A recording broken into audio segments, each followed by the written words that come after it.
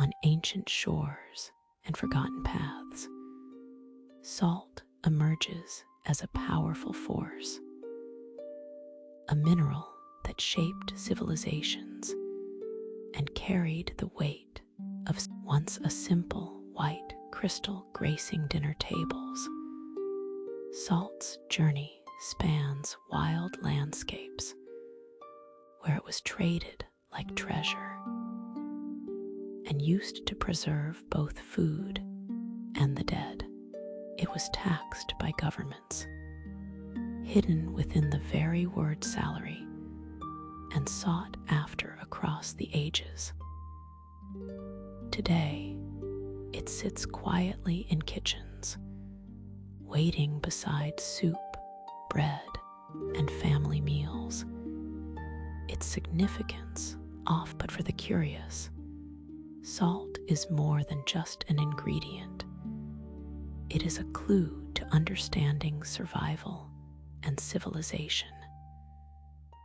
It tells a story of how small things can carry great meaning. Salt, or sodium chloride, is essential to life. The body relies on it for muscles, fluids, and nerves. Without it, weakness and dehydration can follow. Long before the advent of science, humans grasped one fundamental truth: life needed salt.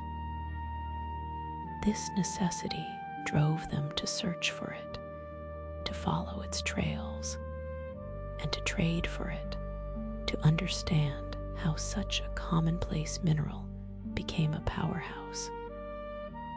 We must journey back to a time in the Paleolithic world. Early humans thrived as hunter-gatherers, moving through vast forests and rugged mountains.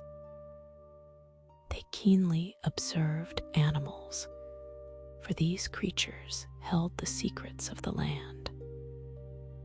A herd could reveal water, tracks could lead to food, deer and bison flocked to natural salt licks, places where minerals seeped from the earth, marking survival for those who followed.